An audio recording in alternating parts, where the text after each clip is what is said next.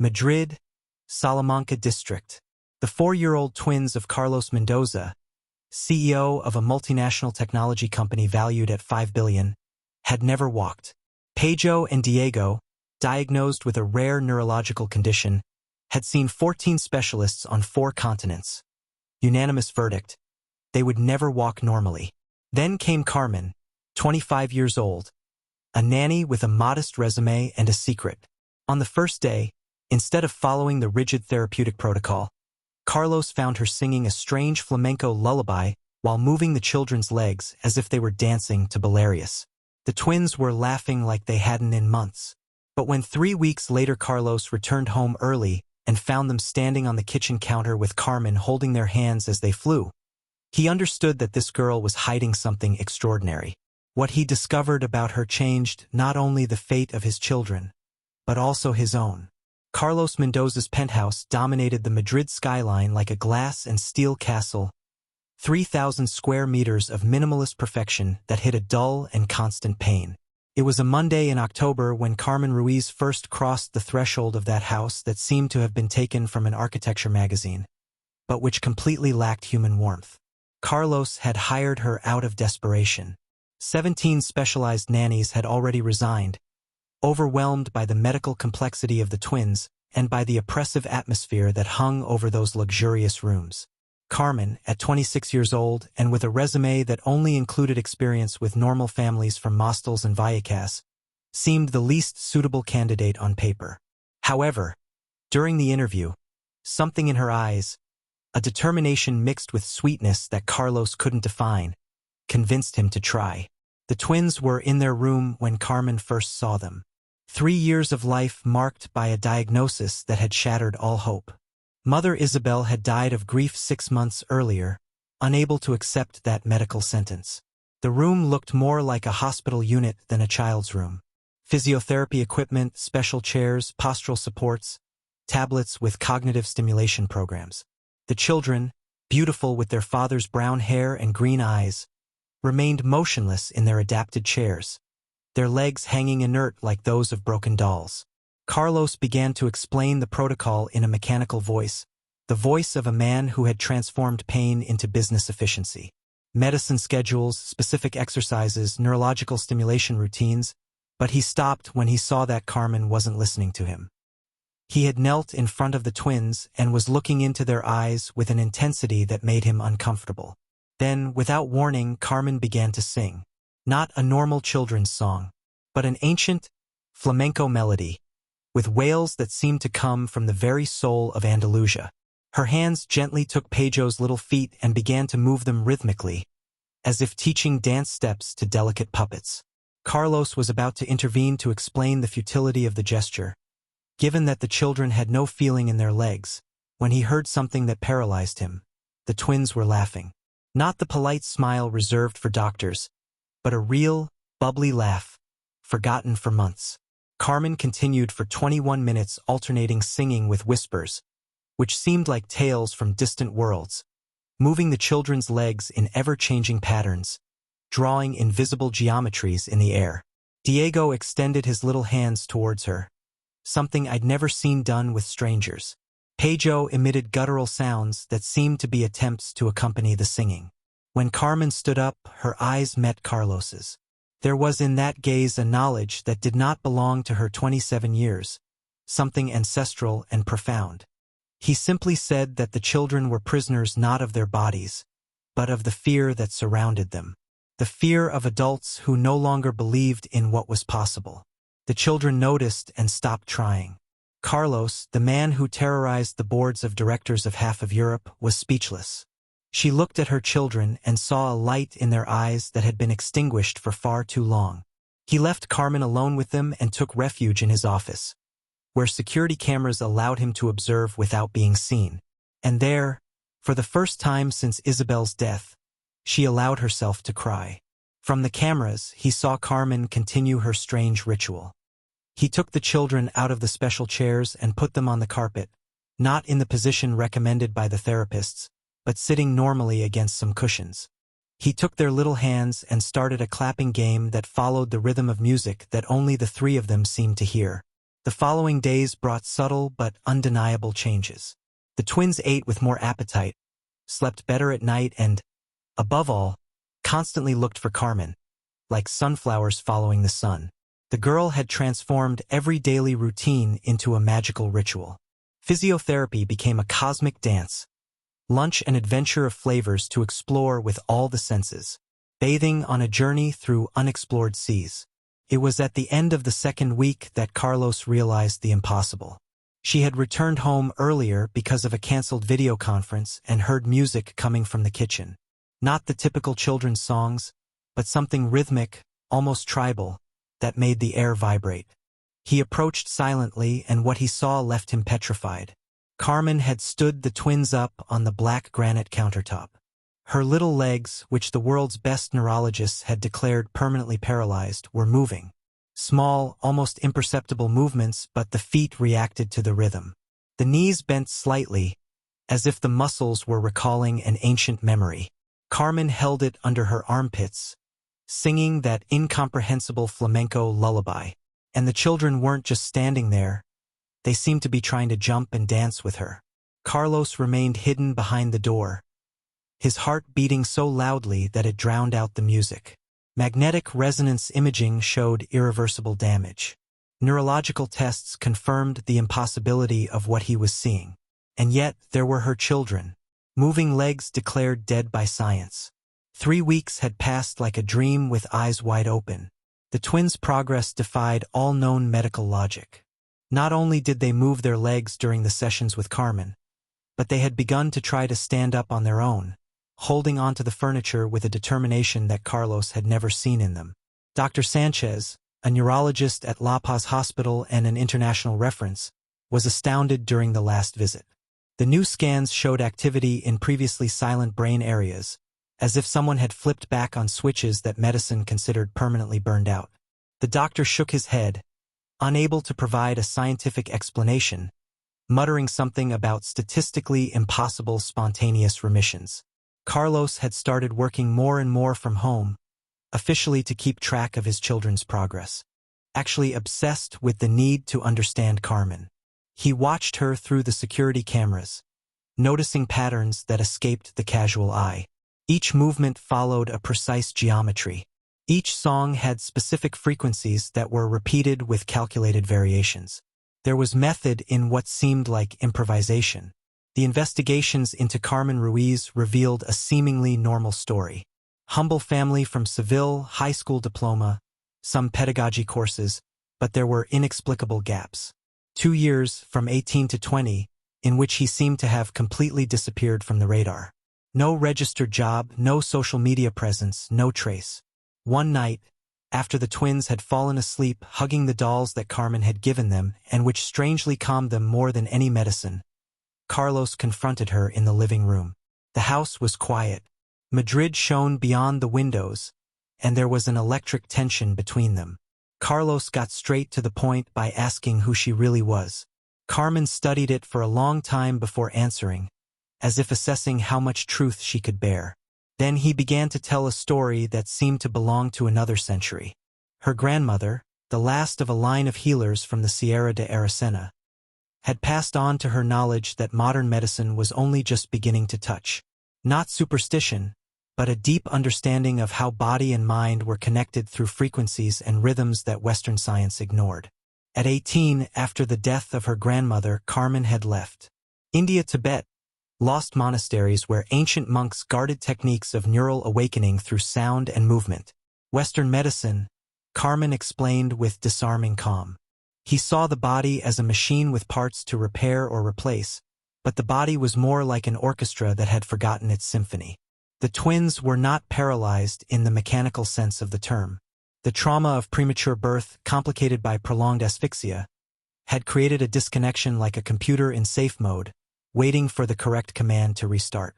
His method combined rhythmic stimulation based on ancient healing frequencies, movements that followed the primordial patterns of fetal development, and, above all, the absolute conviction that healing was possible. The children sensed this certainty, and their bodies responded by recalling abilities that were buried, but not destroyed. Before Carlos could process this information, A noise from the children's room made them run. They found Pedro standing in the crib, clinging to the bars with fierce determination, while Diego tried to imitate him. They were not involuntary spasms or random reflexes. It was pure willpower, the desire to reach a toy that Carmen had strategically placed just out of reach. Carlos fell to his knees in front of the crib, overwhelmed with emotion, and then the real miracle happened. Pedro let go of the bars and took a step towards his father. An uncertain step, as brave as that of any child learning to walk, but a real step. Diego, seeing his brother, also got up and, holding on to Pedro for balance, imitated him. In that room lit only by the moon that filtered through the curtains, with his children taking their first steps in life, Carlos understood that Carmen was not simply a nanny with unconventional methods. It was the miracle she had stopped waiting for, embodied in a 25-year-old girl who carried within her centuries of forgotten wisdom. 2 months later, the Mendoza house vibrated with new life. The twins ran through the corridors, their laughter filling previously silent spaces. Dr. Sanchez brought European colleagues to study the case. The MRIs showed that neural regeneration was impossible, according to medical texts. Carlos spent afternoons at the retreat watching his children conquer slides that months before they could only look at from wheelchairs. Carmen had created magical rituals, morning massages with rosemary oils, meals transformed into flamenco percussion, nights dancing under the Madrid stars, watching her cook gazpacho, while the twins helped her. Carlos knew he had fallen in love. It wasn't gratitude, it was how he transformed the ordinary into the extraordinary. But Carmen maintained a professional distance, disappearing every night. Following her discreetly, he discovered her secret, an abandoned hermitage in Lavapiés, where she guided 30 broken people towards healing. Elderly people with walking sticks, children in wheelchairs, all moving to the rhythm of flamenco cajones. A child with cerebral palsy raised his arm for the first time. A woman with Parkinson's stopped trembling during the session. Carmen had not arrived by chance.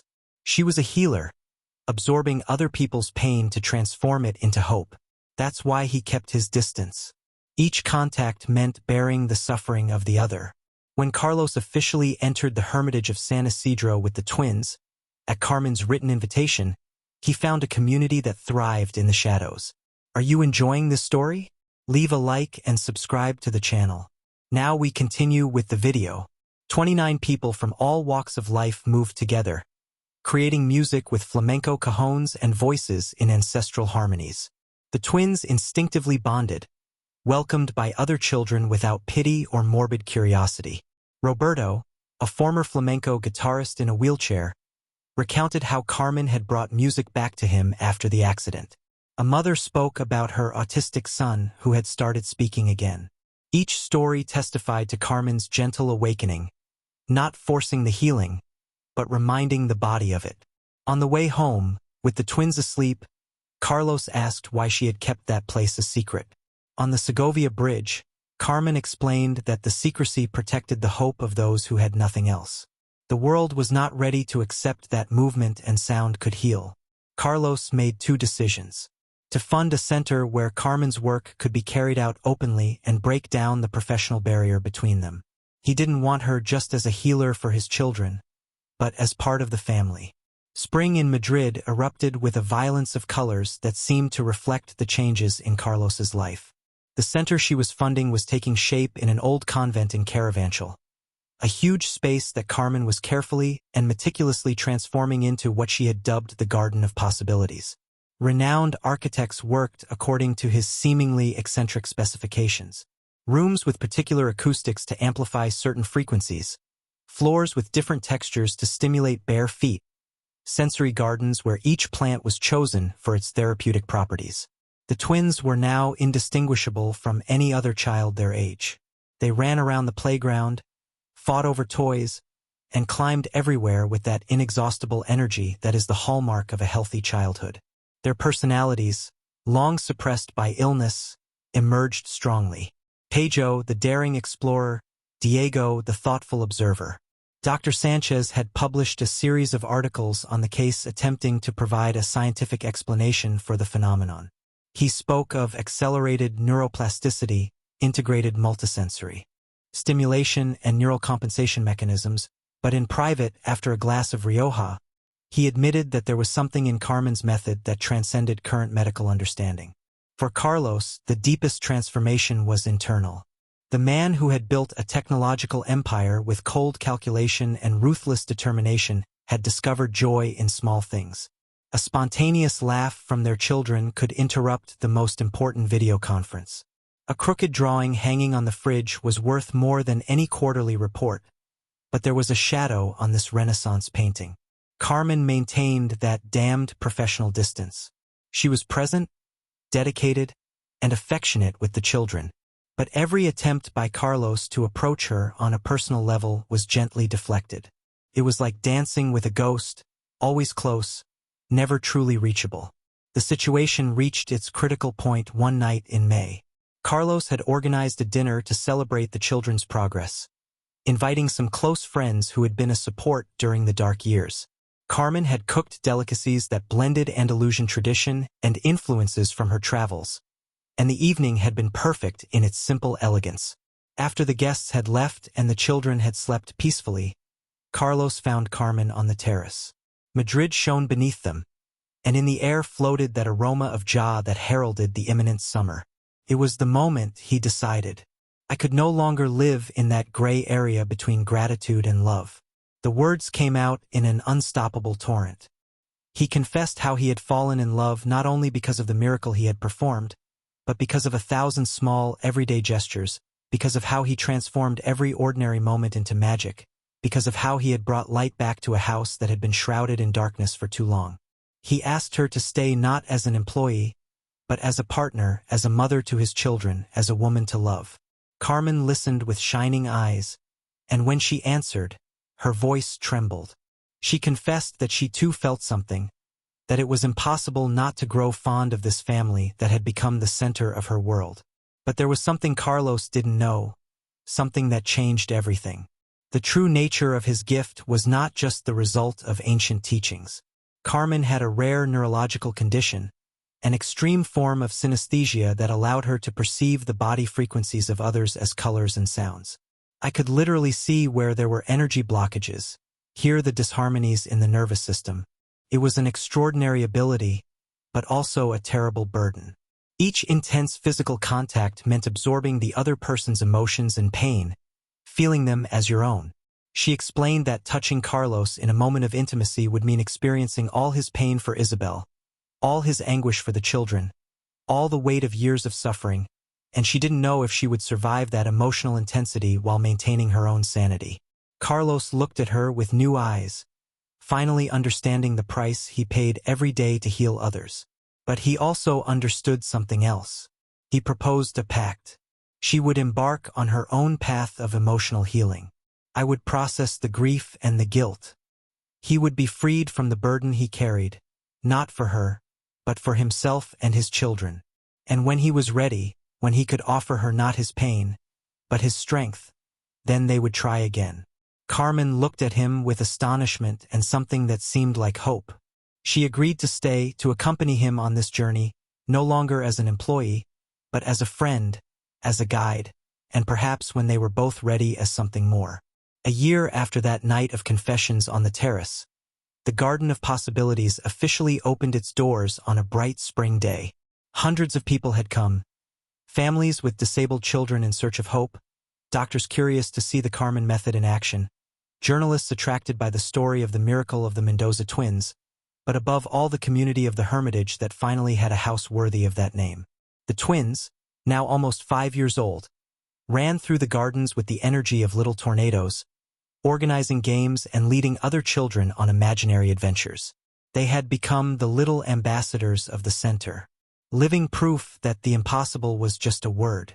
Pedro had even started playing football for the local Atlético de Madrid youth team, while Diego showed an early talent for music, playing small melodies on the flamenco cajon during group sessions. Carlos was a transformed man. 6 months of intensive therapy, participation in the Hermitage sessions, and brutal confrontation with his own inner demons had profoundly changed him. He was still a successful CEO, but now with an emotional depth that made him a more empathetic leader, a more present father, a more complete man.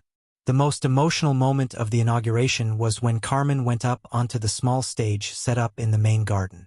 The spring sun created a halo around her hair as she spoke of the center's vision, of how each person carried within them the seed of their own healing. He explained that movement and sound were merely keys to unlock doors that trauma had closed, that true power lay in community, in mutual support, in unconditional love. Then he called some of the miracles of the center onto the stage. Roberto played a flamenco bulería on the guitar that he had composed. Her hands weren't perfect, but the music touched her soul. A girl who had been mute for years recited a poem about the orca in a crystal-clear voice. A boy with muscular dystrophy took a few unsupported steps, each movement a victory against medical predictions. But the moment that made everyone hold their breath was when Pedro and Diego went up on stage. With the funny seriousness typical of children who have something important to say, they announced that Carmen would become their new mom. Not in place of the mother who was in heaven, Diego clarified solemnly, but the mother here on earth who helped them grow. The audience fell silent when Carlos took the stage. He knelt before Carmen, not as a theatrical gesture, but as a necessary step to look her in the eyes as an equal, and he took out not an expensive diamond ring, but a simple silver band with a Sanskrit phrase engraved on it, a phrase she had taught him during his healing journey. The words he spoke were simple, yet laden with the weight of a year of transformation. He told her he had done the work, had faced his demons, had learned to bear his own pain without unloading it onto others. He showed her his hands. They no longer trembled. He told her that now he could offer her not the weight of his suffering, but the strength of his rebirth. Carmen looked at him, and with her special perception, she no longer saw the darkness of pain, but the light of hope. No longer fear, but love. For the first time since arriving at that house, she allowed Carlos to truly touch her. The kiss that followed was accompanied by an explosion of applause from the crowd. The joyful laughter of the twins jumping around them and that rare, precious feeling of when the universe aligns perfectly. The next day's article in El País was titled The Miracle of Madrid, but it only scratched the surface of the story. It couldn't capture the nights when Carmen wept, exhausted by the emotional weight she absorbed from her patients. It didn't describe Carlos's doubts, the moments when he feared he wasn't healed enough for her. It didn't recount the small, daily victories of the children at the center. Every step taken, every word spoken, every smile wrested from the face of disability. 5 years later, the Garden of Possibilities had become a model replicated throughout Spain and Latin America. Carmen had trained dozens of therapists in her method, always insisting that technique was secondary to unconditional love for each patient. The twins, now 8 years old, were extraordinarily normal children in their exceptionality. Pedro stood up for every marginalized child at his school. Diego composed little flamenco melodies, who played in pediatric hospitals to cheer up the young patients. And there was little Isabel, born 2 years after the marriage, who seemed to have inherited Carmen's gift. Even at 3 years old, she moved her little hands to invisible rhythms. She calmed the most restless children at the center with her mere presence. She saw colors around the people she described with the innocent precision of childhood. The last family photo taken in the center's garden during their 5th anniversary celebration showed all 5 of them. Carlos in jeans and a t-shirt, a far cry from the Armani-suited CEO he had once been. Carmen, radiant, with Isabel in her arms playing with her hair, the twins making faces behind their parents' backs. Around them, dozens of children of all abilities played together in that garden where the word impossible had lost its meaning. On the center's main wall, Pedro and Diego had painted a mural with the help of the other children. It depicted colorful figures dancing together, some in wheelchairs, others with crutches, others running freely. Below, in Diego's hesitant but determined handwriting, it was written, "Nobody is broken here. Some of us are just learning different dance steps." And in that house, which was once a fortress of pain and now resonated with laughter, in that center that had become a beacon of hope for thousands of families, in that impossible family, born of a miracle and grown in love, the story continued. Each day brought new challenges and new triumphs. But one thing was certain: the incredible gesture of that young nanny. That first day, when he had made two paralyzed children fly above a kitchen counter, he had created ripples that continued to expand, touching lives, creating hope, demonstrating that sometimes miracles do not come from the sky, but from the hands of those who have the courage to believe in the impossible. Like this post, if you believe in miracles born from love and dedication, share the moment that touched your heart the most. Share with those who need to know that the impossible can become possible. Subscribe for more stories that demonstrate how destiny brings the right people together at the right time. Because in the end, what the nanny did that was incredible was not just making two children walk, it was demonstrating that healing comes from love, that miracles are hidden in everyday gestures, and that sometimes the person you hire to save your children ends up saving you. No, see,